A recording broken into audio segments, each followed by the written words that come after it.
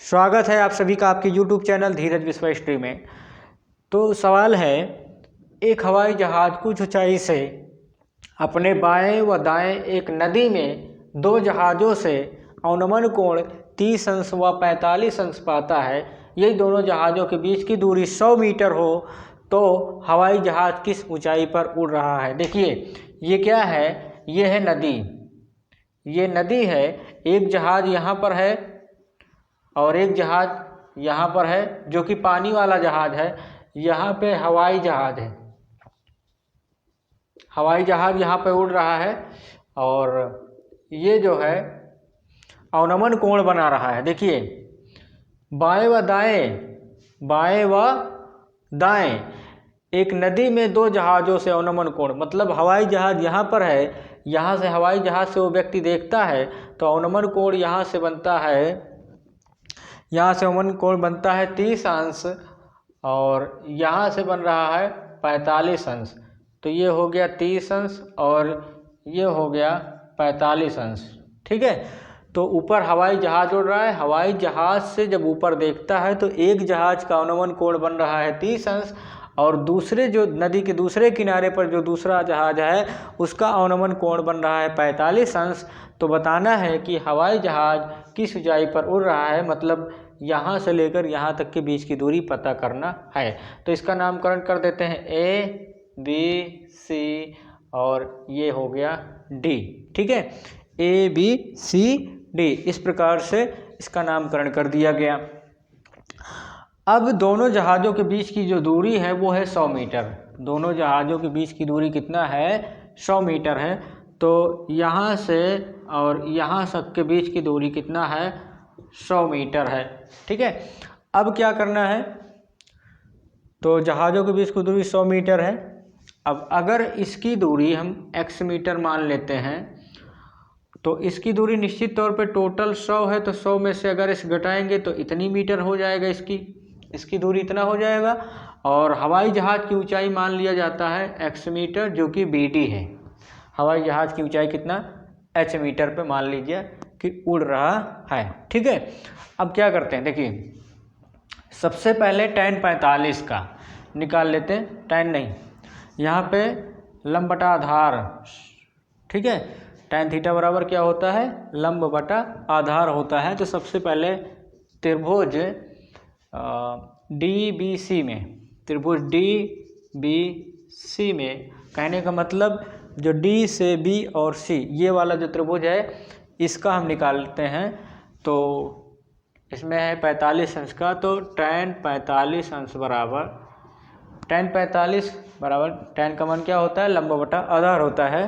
तो लंब कितना है, BD है, लंब BD है और आधार कितना है, BC है।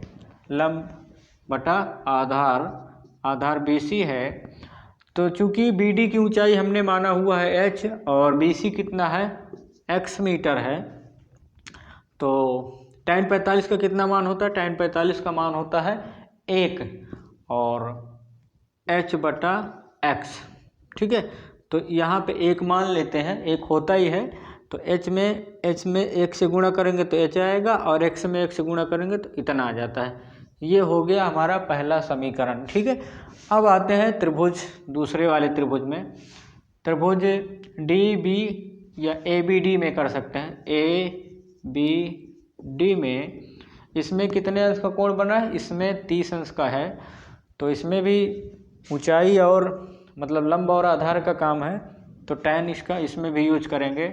इसमें tan 30 अंश बराबर लंब बटा आधार, लंब इसमें BD है और आधार कितना है, BC है, मतलब AB है। तो tan 30 का मान क्या होता है, 1/√3 होता है और BD कितना है, h है और आधार कितना है, AB कितना है, AB यहाँ पर देख रहे हैं 100-3 है, नहीं सॉरी 100 - x है ये। ठीक है, तो ये हो गया। अब इसमें गुणा कर लिया जाता है, तो इसमें गुणा करेंगे तो h√3 हो जाता है और 100 - x इतना हो जाता है। अब यहाँ पर h का मान रख दिया जाता है। तो मान लीजिए यहाँ पर x का मान रख दे चाहे h का मान रख दे, कुछ भी रख सकते हैं। तो हम यहाँ पे रख देते हैं h बराबर x रख देते हैं। h बराबर x √3 बराबर 100 माइनस x है।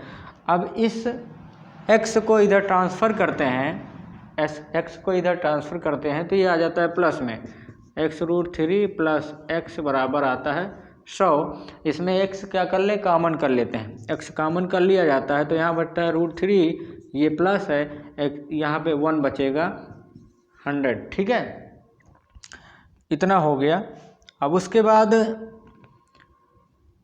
इसको ट्रांसफ़र कर दें उधर, ये इधर √3 प्लस 1 जो है 100 के साथ क्या किस में है, गुणा में है, इसके साथ x के साथ ये गुणा में, इसको इधर पक्षांतर करेंगे तो ये किस में आ जाता है, भाग में आ जाता है।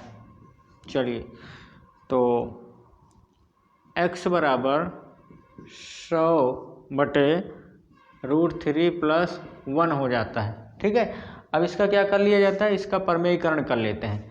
तो परमेयीकरण करेंगे तो √3 माइनस 1, अंश और हर में √3 माइनस 1 से गुणा कर दिया जाता है।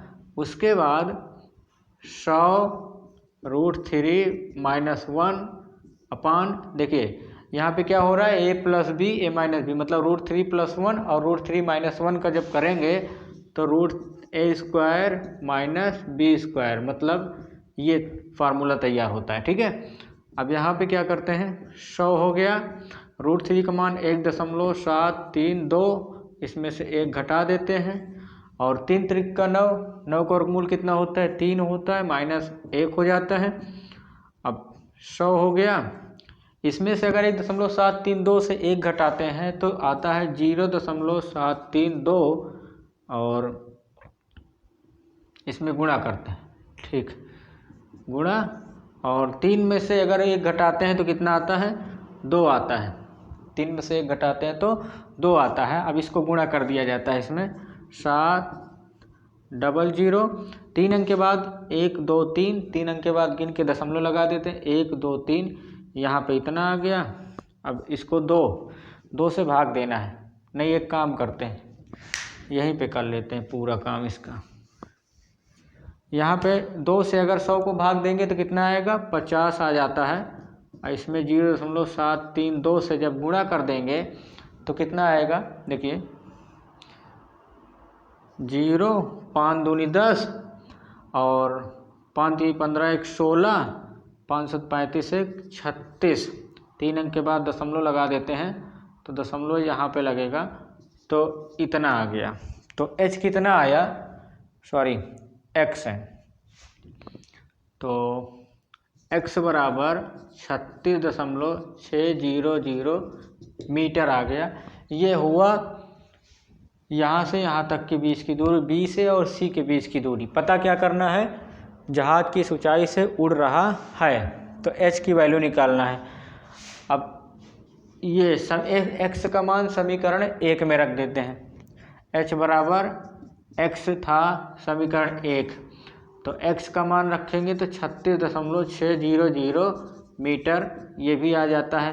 तो ये हो गया h मीटर, जो कि जहाज इतनी ऊंचाई से क्या कर रहा था, उड़ रहा था। तो जहाज 36.600 मीटर की ऊंचाई से उड़ रहा है, मतलब यहाँ B से D तक के बीच की दूरी पता चल गई। तो रहा आपका सवाल। हमारे साथ इसी प्रकार से बने रहें, हमारे YouTube चैनल को सब्सक्राइब करें और सभी विद्यार्थियों से मेरा निवेदन है कि प्लीज़ अपना सहयोग और समर्थन बनाए रखें। तो आप इसका स्क्रीनशॉट ले सकते हैं